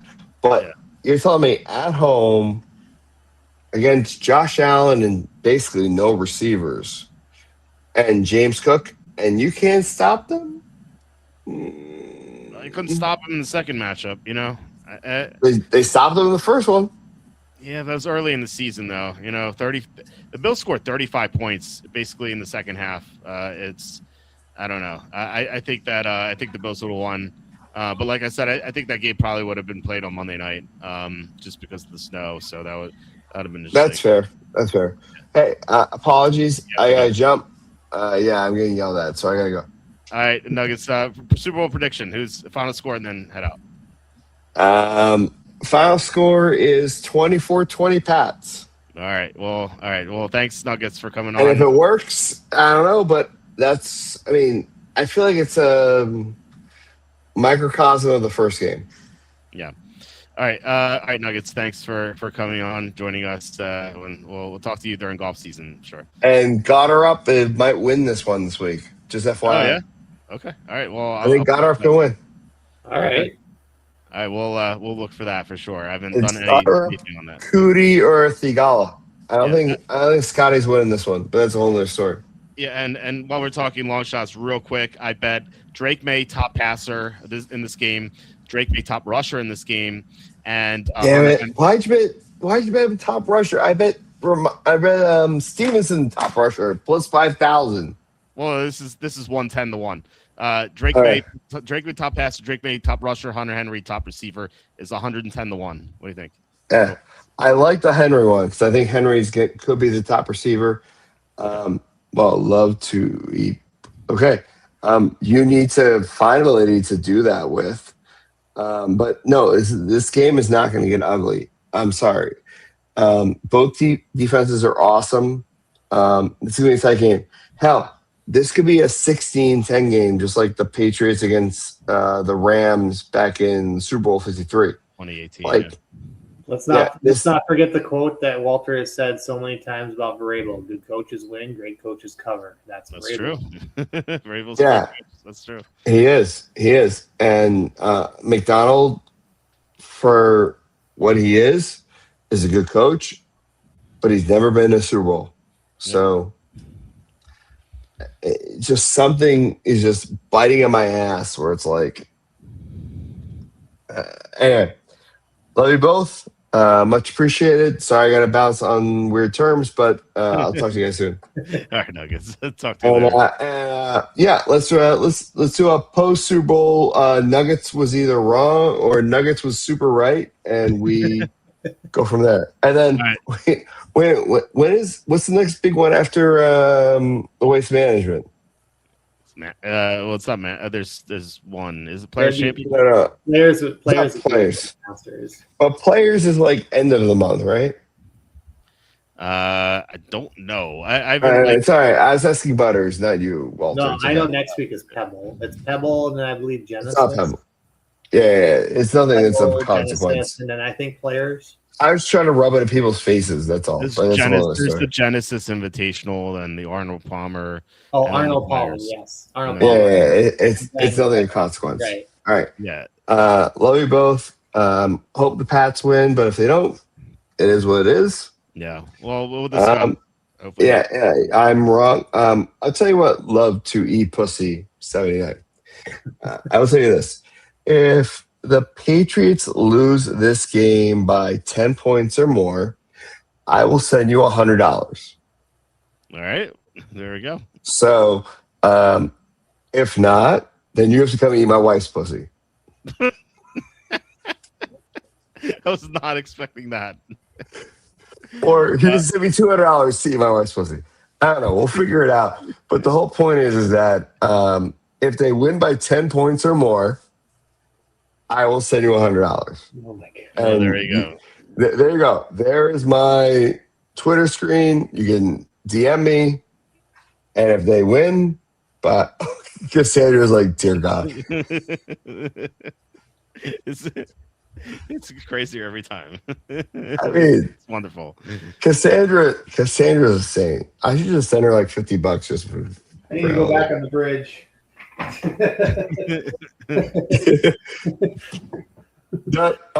Nuggets will be wrong. Oh, okay. Can't make an eagle. Do you want to step up and do the same thing? If the Patriots lose by 10 points or more, I will send you $100. But if they don't, you send me $100. Well, very simple. This is Nuggets' X page. If you want to get in contact with him here, DM me. Always open. Everything's always open. Nice. All right, you want to make a free $200? Can't make and love to eat pussy? Go for it. You guys should definitely take him up on his offer. You're getting like an even bet on a I don't think they'll lose by 10 points. I mean, if we lose, it's probably a field goal at the. Oh man. She's not. She's like 160, 150. I mean, you saw her earlier. She threw her panties on my face. Stole my half of my head. I mean, that's like a cuckold situation. I don't know if I can do that. Yeah. You don't want me to tally how much you owe me off these weird end of stream bets over the years. 100 would be freebie. Wait, what? Cassandra, do I owe you money? Well, you can, Cassandra, you can get in touch with him here on the on his. If I owe you money, tell me. I'm a man of my word. I'm more than happy to settle up. Well, everyone tells me I'm wrong. Okay, well, the offer stands. Everyone tell me I'm wrong. Whoever says I'm wrong, where the Patriots lose by 10 points or more, I will send you $100. I think it'll be a close game. If they don't lose by 10 points or more, you have to send me $100. Yeah, very simple. Yeah, what am I saying? This is actually like no, it's not a great bet for everyone else. It's a great bet for Nuggets. I didn't say that, but I'm like, I was offering free money, but now everyone's like, oh, they're gonna beat them. Yeah, it's not great if they have to pay you. Fine, F it. I don't care. Don't pay me. I don't give a shit. My point is, they're not losing by 10 points. 160. Well, I mean, my wife has double H breasts, So yeah, that works. Oh, now you complain. Now why come down here and show your boobs? No. Where'd Oh, Butters now go? you don't care. Oh, now you want to sleep. Okay. You better go do it. He's always Seattle -10. And even money. You could just bet it on like a sports book for like great odds. You could, and I would tell you you're wrong, but that's a whole other story. Yeah. Oh, what is that? What is the line that you should be getting here? All right, let's look real fast. Alternate spread. We have Seattle at -10 should get you -9.5 should get you +190 here. Hey, I'm offering a fair +100. So. I know. It's the shadiest sports book of all time. Oh my God! Did you see what they did earlier today? Who'd say? FanDuel. No, what they do? So they had a bet. It was on X, and it was like +134. Who's going to catch the first ball? And it was either Stephon Diggs or Cooper Kupp. Okay. And this guy made a bet to do Stephon Diggs, but he went back into his thing, and they switched it to Cooper Kupp. What? Wow. Yeah. It's super effing shady. You got to look on X for it, but it was like, oh my God. No, it wasn't sorted. But it was something like fucking ridiculous. And I was like, oh my God. Like, there's a reason why I don't go with FanDuel on anything evermore. I only stay on DK and Caesars. Was it mattress? That's it. No. It was literally like the dude made a bet last night, and it was like the first catch or first seed. I forget which. And it was +134. And he made it for Cooper Kupp. But then he goes in the next day, and it is labeled as Stephon Diggs is going to make the first catch at +134. So And you're like, does he what? win automatically if I no. It was either Stephon Diggs or Cooper Kupp. No, I mean, but because of this shenanigans, could he fight for if either happened? I didn't dive that far deep into it. I was kind of like, that's effing weird. But anyway, I don't know. So my apologies. Oh no. I don't want my nuts cut off tonight. Not yet. Not yet. We have golf to get through. You got the We got golf. Golf. Yeah. We got money winning golf, and it's been a couple weeks. I ain't gonna lie. I've had back-to-back winners, so You have. Yeah. Let's go. Oh, nice. Wow. That's We'll awesome. get into it next week when the Super Bowl is done, and we'll talk about how golf has gone so far and how golf's going to kick ass this year. Okay. Let's do it. Can't wait. All right, gents, pleasure. Okay. Love y'all. Bye. All right. Bye, Nuggets. Pro Q, miss you. Yeah. Oh, Tom was on Friday. We did a show with Tom on Friday. Anyway, we had a question earlier from Slew asking, what is your favorite prop bet? Now, I didn't get a chance to ask Nuggets because craziness.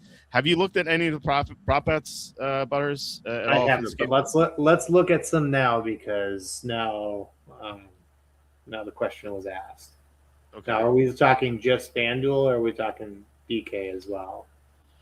I mean, pick your book. I mean, you're not able to bet on either, right? Where I you can are. if I drive about half hour into another state, I can. You sound like me driving to New Jersey. But that sounds do great. Rainmakers. You driving to. I'm not sure what's more painful. You driving to New Jersey or me driving to Iowa. Yeah. New Jersey really smells. I'll say that. Like it reeks. Like the second you get over the bridge, it smells terrible. Like I can smell it in my car even if the windows are up. It's all weird. I think of it probably just smells like Jaeger bombs. It's so bad. It just tastes like it smells like raw sewage. It's terrible. It's absolutely terrible. Like they call New Jersey the armpit of America, and for multiple reasons, I think. As far as like props are concerned, I don't know like where you want to go here. I mean, we have about a half hour left because I have to get going on my mock draft. Yeah. Then, and my dog is like under my desk, so she's. I think she's gonna start begging to go out in like probably 15 minutes or so. So, something I did was I bet the combined passing yards for Darnold in May. Where I did 450 plus, which is like a minus 119, and I did 600 plus at 8-1. I think it was like plus 830 technically. So I did that. I was thinking about taking some long shots for MVP, like some defensive players, but I actually have Seattle winning. Love T says I think Seattle is going to destroy New England. I actually have it closer. I have a 24-17 Seattle. But I think if one team destroys the other, I think it's definitely going to be Seattle for sure. So I could see it. I could see like a redux of the Super Bowl last year where the NFC team just took the AFC team and just beat them senseless. Like that could definitely happen because the NFC is the superior conference, and you know, like Seattle's either the first or the second best team in that conference with the Rams. Like I feel like they're 1 and 1A, and then you have the Patriots are the third best team in the weaker conference. So it just seems like Seattle is the better team, and I do think this spread's line correctly. I made it Seattle -4. So anyway, as far as that is concerned, you know, if the Patriots are down big, then Drake May is going to throw a lot. And we've seen Sam Darnold throw when he has the lead. He did that on the final drive last week when it seemed like all they had to do was run the ball. So that's why I like the combined passing yards. But as far as like MVP, I couldn't really find like a Seattle defensive player like that. I like taking some long shots and defensive players, maybe like an Ernest Jones or something, maybe like runs back a touchdown. I always feel like a linebacker tends to win these things just by like a random defensive touchdown. LFC says 34-10. Yeah, I mean, I think it's definitely possible. Walt, did you ever see Nothing But Trouble? I don't think so. Maybe I have. I don't know. I'm not like good with movie titles. Maybe I have. I don't know. Driving from Massachusetts to Rhode Island is like driving out of Toontown. I can see that. So anyway, Butters, I don't know if you got a chance to look at anything, maybe like an MVP or something. I could talk about like some more props. Yeah, I started looking at some like the novelty props, and some of them actually like stand out. Like will there be a flea flicker? Will there be a flea flicker attempted? And yes is plus 200. I'm like, that actually makes sense. Like Vrabel trying to take something out of the bag, Nuggets was saying about like, you know, he's scored on every single just his history with being at the Super Bowl and whatnot. I mean, it makes sense that some shenanigans would happen. I mean, you even have like a QB to catch a pass or have to have 1+ reception is plus 1100. I mean, like we've seen this time and time already. Like it's really not out of the equation. So that's like with those odds. I mean, it's almost like sure, I'll take the bet for it because if it hits, it was like a no-brainer, and if it doesn't, it's like okay, well, it seems like it would be logical that it would be attempted. Yeah, that makes sense. Something that Evan Daniel bet last year was players to attempt a passing attempt over 2.5. I forget what the odds were on that, but it hit.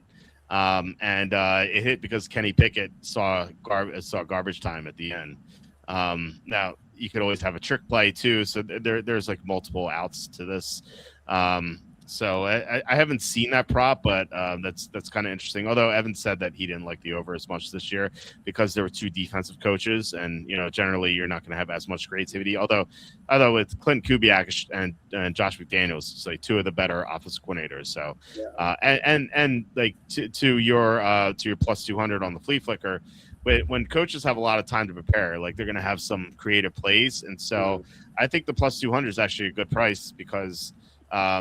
You know, with 2 weeks off, they'll have plenty of time to draw up something like that. So, and actually, like looking at this too, like a QB to catch a pass is plus 1100, but any non-QB to throw a touchdown pass is plus 1400. It's like, why are those quite similar? Like, I would feel like those I would feel like in a scenario like that, especially with higher odds, you'd see like a bigger difference between the two. But it's almost like, if you bet both and it happens, like let's say Stephon Diggs throws to Drake May for a razzle dazzle or whatever, and you hit that. So then you just got plus 1100 or plus 1100 and plus 1400 on just one play. Yeah. That'd be pretty sick. You'd just like make a crap ton of money on just one play. Right. Yeah, that's kind of interesting. I think it's weird. I would have thought it would be more likely that a non-quarterback would throw a touchdown. Although that's specifically a touchdown, not a pass. So okay, I can maybe see that. So Drew Review Music says someone kill me. I get there. We're in a lot of OCs to choose from, but my team goes Millen, Matt Nagy. I'm sorry, Drew. It's like it's such a terrible hire. I don't know what the Giants are thinking. I felt so optimistic about the Giants last Friday. I'm like, Giants 70-1. Better coach. Dart with experience. Scatabo comes back. Neighbors comes back. Andrew Thomas still there. Pass rusher's still there. Now you have Matt Nagy. So. Man, well, I guess the Chiefs did win a Super Bowl with Matt Nagy, but they had Mahomes to cover that stench up. So, yeah, Giants defense I think could be really good next year. We'll see what they do in free agency in the draft, but they have a lot of upside for sure. So yeah, as far as other props, I mentioned that I had Drake May top passer, Drake May top rusher, and Hunter Henry top receiver. That was 110-1. And if you flip it to Sam Darnold, if you get Sam Darnold top passer, Drake May top rusher, and Hunter Henry top receiver, you actually get 248-1. The 248-1 on that. That's insane odds. And I know it's because of negative correlation because you have Darnold plus Henry top receiver, Darnold top passer, but it could work out. I mean, if Darnold spreads the ball around and Henry has this insane game as a lot of tight ends have done against Seattle, I think that it could happen. It's within the realm of possibility. I'm not saying it's a lock or anything. Obviously, 248-1 is not a lock, but it seems like a good price at least. So I took that, and I took the more likely.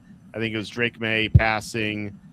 Kenneth Walker rushing and Hunter Henry receiving, and I think that was like 17.5-1 or something close to that. So I took that trifecta. What else did I bet? I bet Kenneth Walker under rushing yards. I bet Hunter Henry over receiving yards, and obviously we're going to do a lot of live in-game betting, which we've had a lot of success with. So I can't wait. I can't wait for the live betting. It's gonna be so much fun. Hopefully we get some good ones, some good odds. I mean, I'd rather have Nagy over Cliff, but that's going from a Millen F- to a Millen. Yeah. The only positive thing to take out of the Tyreek Cohen won't be stealing touches with Scatabo. What's everyone's best bet? I mean, let us know in the chat what your best bet is. I think, our best bet might actually be the live bets, but I do like Hunter Henry over receiving yards. I think that seems very likely to hit. Just want to make sure we have the right odds. I think it's like 30, where is it? Yeah, 38.5. I think I might have gotten 36.5 somewhere, like maybe BetMGM. I'm not sure. But that makes a lot of sense. It says 2-game parlay. I don't know what I'm parlaying. Some of these like specials or like Super Bowl specials that they like pump up are like are these like too good to be true sort of things? Like JSN have 4+ receptions and each half is plus 350. That's like, tough, man. It's 8 catches. It is 8 catches, but I get the narrative of like, okay, he's your main receiver, but is he a Puka? Well, since week 13, he had 277, 8, 9, 6, 3, 10. So how many is that? That's 5, 6, 7, 8 games.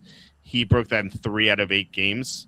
And you're talking about plus 300, but like each half is kind of rough because like what you have to deal with is like what if Seattle goes way up and kind of like the Eagles did last year, and suddenly they don't have to throw very much in the second half, and then your bet's just dead at that point. That would be my concern. I'd rather just bet the JSN over receptions, and you could ladder it. let's actually take a look at what that is. Let's see, receiving props, receptions for JSN. The overs, the 7.5 over is plus 118. Again, I don't know what it's parlaying this with. Remove all selections. Do that. Okay, there we go. Jesus. Plus So 118. But if you ladder it to 9+, you get 200. Ladder it to 10+, you get 350. And then if you want to go nuts, let's get nuts. You can get plus 1280 for 13+ receptions. Which has he done that at all this year? Let's look. Let's look at what his highest reception was. Yeah, because there's a 15+ reception. There's a 15+ reception on DK. There's also the 80 player that has 7+ passing touchdowns. Like that's record breakers. Yeah. These record breakers are crazy. Let's see. So anyway, the record breakers are kind of interesting. Jason hasn't had more than 10 catches in any game this year, so this 13+ is not something you should bet. Yeah. No. Drew says, I think Seattle wins by 20+ points. We can look at those odds. If you think this can be a blowout, you're going to have some great alt line bets. At least I think you will. Let's see, alternate spread. We know the 9.5 is what, like plus 190. I think we saw the minus 19.5. I would actually go 20.5 because 21 is the key number with the 3 touchdowns. Minus 20.5 is plus 750. I think that's really interesting. If you think this could be although the Eagles didn't beat the Chiefs by 20.5, they won by 18 because it's 40-22 because of garbage time. I think that it like something this is kind of tough because like what if Drake May seems like he's very capable of garbage time touchdowns. I could see Seattle being up like 20+, and then Drake May scoring a couple touchdowns to make this game look like it was a little closer. They won't even go that high with DK on DraftKings. I still go as 19.5 for Seattle. Yeah. And that's 453. Yeah, DraftKings is limited in that way. If you're going to go minus 29.5, it's 20-1. I think I would go like 16.5. I think that's like safe for a blowout. Like you get the 17. The 17 seems like a key number in a blowout, I guess. Plus 420. I think I might actually take that. I think that's a good. It's a good number if you think this is going to be a blowout. Which I think there's a decent chance that happens. I think it's more likely that it's close than a blowout. But I think that, like I said, if there's a blowout in this game, I think it's Seattle blowing out the Patriots. So again, better conference, better team in the conference, best division.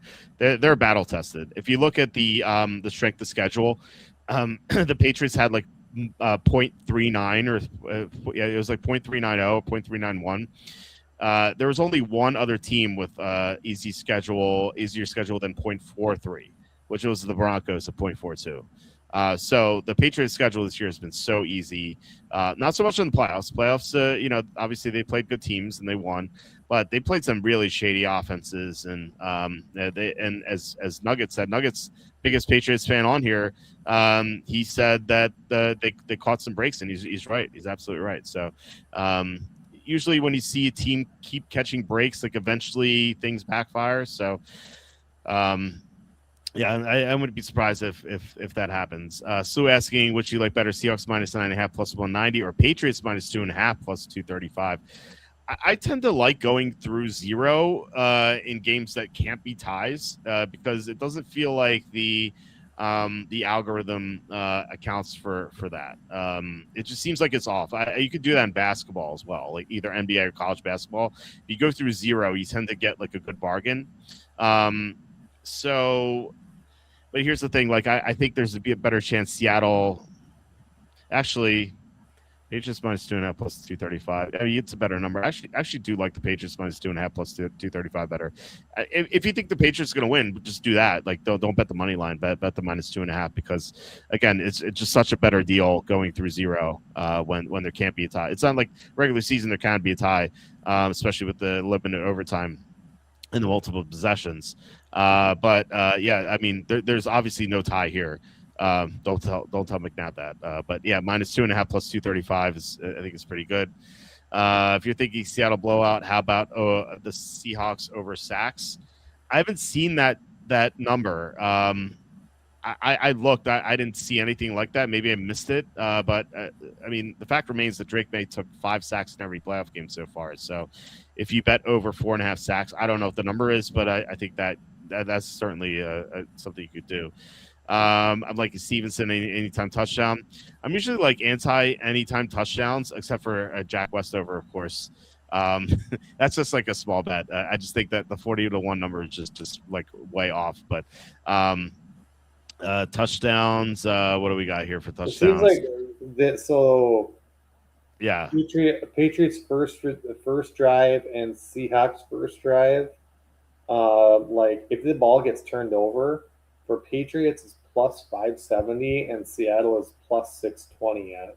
So I mean, like if you think this is going to be a defensive game, I mean, you just probably take the bet on both of those. Yeah, I think those numbers are fine. What I like the pushback I'll have on that is generally like in the first possession, teams are kind of conservative and like won't try very much. Yeah, that's true. Darnold may be a little bit more turnover prone than May would be. I think May would be more turnover prone. Something I didn't mention, something I haven't mentioned during the stream either is like another reason why like I feel like Darnold has been playing so well is Gray Zabel. He's been just an absolute all-star, especially just being a rookie. Just like his impact on that offensive line has been immediate. Yeah, so I'm going to release my awards page, which I've done. This is actually the 26th year I'm going to be doing this. It shows you how long I've been running the site. He is my pick for Offensive Rookie of the Year. It's Gray Zabel. So I totally agree. He's been awesome. And it's like no one else has stood out either. It's not been a Jane Daniels or like another top quarterback. There's not been this like great running back or receiver. Like there's been like some decent guys, like, but like you've had like Ibuka, great start and then faded. You had Warren, great start, faded. You had McMillan here and there, but then he's disappeared for chunks of games. Late in the year, you had Loveland, but he did nothing early. Shuck at the end of the year was great, but did nothing early. Dart, some good games, some bad games. Like there's really no one else. So like, why not for Gray Zabel? And I'm speaking of this as someone who has a big bet on Ibuka to win Rookie of the Year, Trayvon Henderson to win Rookie of the Year, and I have a hedge on McMillan. So I'm just hoping at this point that the hedge comes through with McMillan. But I'm just saying this is like someone who has those bets. I would vote for Zabel if I had the vote. Do you think if Seattle would win, do you think he would actually have a legit shot? Or is it he doesn't have a shot at all? No, I think they announced the awards the night before the Super Bowl, right? Oh, okay. Yeah, so I can't remember that. Yeah, so it's not announced yet. So it will be announced. Me being an NDSU fan, I mean that's great for Gray Zabel too. Oh yeah, I'm not, like he's been fantastic, and I actually look back. I have all the past award winners listed on that page. I actually gave out 2 Offensive Rookie of the Year awards to rookies, to offensive linemen in the past. So I don't know why the award winners don't do it. I feel like they just like kind of clueless, you know, because people like probably don't watch football at all. I mean, they'll watch like the Sunday night game or Monday night game, but they generally I don't think they watch football. So anyway, it's a shame that he's not going to win. But look, I mean, he's going to be awarded with a huge contract in a few years. So it's he's you're right. I mean, he's been like completely awesome for them. Yeah, weird Super Bowl. First half under 22.5 seems enticing.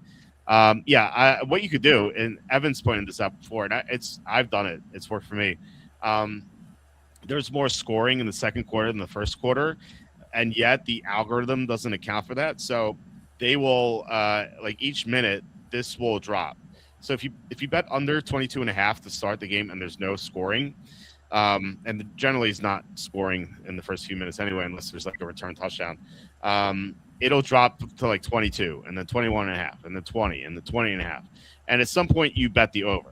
So and make sure you do it at a different sportsbook, by the way. Don't bet opposite sides on the same sportsbook. You will get banned or limited. So if you on DK, so for example, with DK, you bet under 22 and a half, and then this drops to like 19 and a half or 20, bet the over, and there's a good chance you can middle, So make sure you capitalize on that, unless you don't think the over has a good chance of hitting at all. So you don't have to do it. I just think that there's always a good chance to middle it. As far as Stevenson anytime touchdown, I feel like there's not good value for these laws, like plus 135. Doesn't seem great, Stevenson could score, but like plus 135 is just not a good number. But if you get a profit boost, then I would maybe take advantage of that. New England, yeah, go ahead. I did look at a parlay, Okay. and that was just on, and that's just because I'm a golf guy. I was looking at money line on the Patriots and Scotty Scheffler to win. Is plus 858. That seems like terrible odds. 858. 858. Huh. I mean, golf is so randomized. Yeah, I know Scheffler's coming off a win, but whereas I'm not seeing golf. He's at plus 225. Okay, let me. That's on DraftKings. 782 here, so you're getting a better number on DraftKings. Yeah, I don't know. I don't know. Like golf is so random. It's crazy, And is Scheffler going to win back to back? It's so weird that he's even playing this tournament. He's a two-time winner. Maybe he's a two-time winner at this tournament. Yeah. Maybe it's not that weird, but I don't know. They deem this as the People's Championship. Right. Yeah. I don't know. The pricing on these odds are so weird. It's like plus 200, then 19 to 1. Like I would just bet to win without Scheffler, which winner without Scheffler. What I would do is not to turn this into a golf stream, but what I would do is I bet Scheffler and then I bet a bunch of these without Scheffler, so you can win twice potentially. So anyway, we'll have more golf talk later after the Super Bowl is over. Both teams sack is 4.5. Not so sure about the VIG. Teams combined sacks 4.5. That seems low, doesn't it? It feels like it should definitely go over. I like that over 4.5. Yeah, and maybe you can ladder it. I don't know if you can, but I don't know. Like, it can make it equal. Like, where'd you find that exactly on here? I couldn't find it. I'm not sure if they'll give you the ladder either. But if FanDuel's kind of weird, and like they it feels like they sort stuff in different places. And I just like have trouble finding stuff in FanDuel. Like Bovada was a nightmare. I used to use Bovada. It was so bad. But just I couldn't find anything of Bovada. I don't know. Jacob was always like the expert. I'd be like, Jacob, we and I would do a show. I'm like, Jacob, I can't find anything. I'm done. And Jacob's like, oh, it's here. Look. It's because he was like so much younger, like you're better at technology when you're younger, but I don't know. I could never figure it out. You guys put on shows for NBA or college after football? Well, we'll sometimes have like an NBA like playoff preview or something, or college March Madness. I think we did a March Madness show last year. I'm not sure. We do golf as well. For the majors at least. I mean, like we'll have like a show here and there. Plus, like the show we have on Friday with Tom, like we tend to cover other sports. Actually, we tend to cover everything, but we tend to cover like for example, Tom gave out that he loves the Penguins at 75 to 1 to win the Stanley Cup, and he talked about that on Friday. So if you're looking for other sports, Friday is your best bet. But sometimes we'll definitely do it too. Butters, before we head out, do you see anything else? Actually, we feel like we haven't talked about DFS in a while, but anyway, I did have a video on that too. If you check the channel,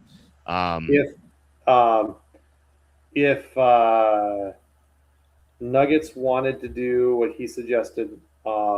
He thought Patriots are 24-20. Like Yeah. the correct score is plus 11,000. Okay. And I feel like that's not out of the equation because like isn't it like 20-24, like 24-21 or something like that, like the most or is it like 24-17 is what it usually is? What the most likely score of a game? Is that what you're talking Yeah. about? I think it's 23-20. I think. I'm not sure about that. I might want to fact check it, but it feels that way. And even a 23-20 is like plus 6,500.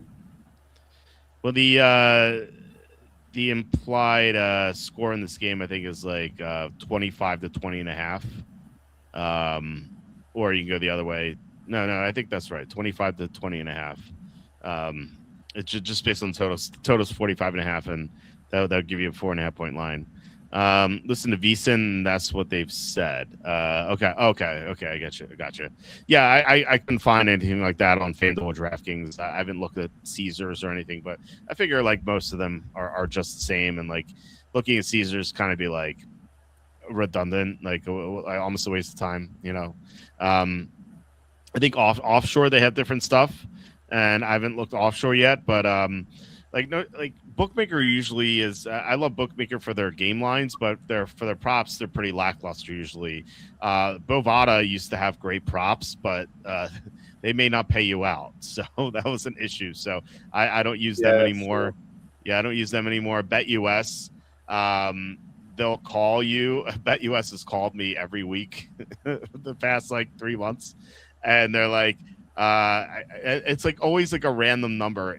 Like last time it was like Temple University. I'm like, why are they calling me? So I answer the phone. They're like, hi, this is Sam from BetUS. I noticed that you haven't bet with us in a while. I'm like, why are you calling from Temple University? What's happening here? So and then next time it'll be like St. Mary's Medical. And I'm like, what is this? And it's like, hi, this is Steven from BetUS. So we have an offer right now, Mr. Walter. I see you haven't bet with us in a while. Like they are like so aggressive and like trying to get you to bet with them. They're an okay sports book. I don't have any issues with them outside of the constant calls. It's just so weird. Anyway, I feel like that should be it. Real fast. I like yours and Evan's that you've been especially with Evan hounding on it, which is live bet. Live betting, absolutely. Those are going to be the best props that we do. We're going to post those on X. So, any final thoughts, Butters, before we head out? Because I think my dog is going to have an accident here if I don't take her out soon. Yeah, I lean with Nuggets on the Patriots. I mean, me being in Wisconsin, I think this will be a great game because I mean, I'm initially cheering for the Patriots, but I'm also okay with the Seahawks winning because that just makes the situation for the Vikings even more interesting because it's like, okay, you let go of a Super Bowl winning quarterback. So, I mean, granted, they've already fired their GM, but it's like, all right, who else would be on the hot seat for this? Yeah. What's your predicted final score? Is it still 4.5 right now? Yep.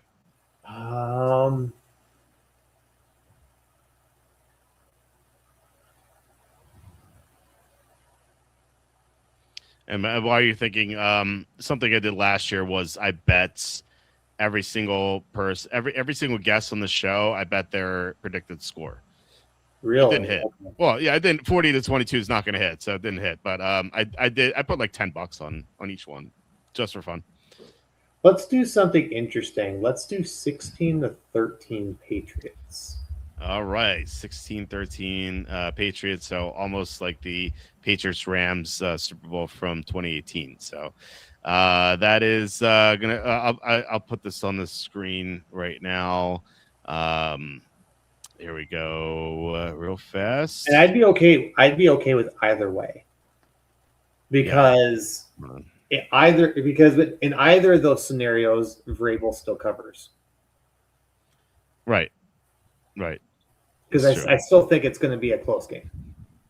Okay. Yeah, we got Nuggets 24-20, Butters 16-13. 2-0 is the vote count for the Patriots, although the chat disagrees. So we will see who's right. It would be fun to do a recap show of the Super Bowl maybe next week or the week after. We'll see what the schedule looks like. But Butters, once again, thanks for coming on the show. Really appreciate you filling in for Kenny, and again, condolences and best wishes and prayers to Kenny and his family at this horrible time. So So anyway, don't want to end on somber note, but still, it sucks to have heard that news. So, all right, Butters, have fun watching the Super Bowl. Or last question, any plans for the Super Bowl? Are you watching with your family, friends, or what are you doing? Right now, the plan is just with the family. I'm not sure if we would do anything. It'd be like with the neighbors, but nothing real substantial of anything planned. So yeah. Okay. All right, guys. Thanks for watching and commenting. Really appreciate it. We'll be back tomorrow with Andy talking about who he has in the Super Bowl. So we're gonna have a third score added to this, and we'll see if he's on Seattle. We have Seattle on the board here. So please hit like, subscribe, comment below, share this video. Visit walterfootball.com for tons of content, all free as usual. And hope you guys have a great night. And I'll talk to you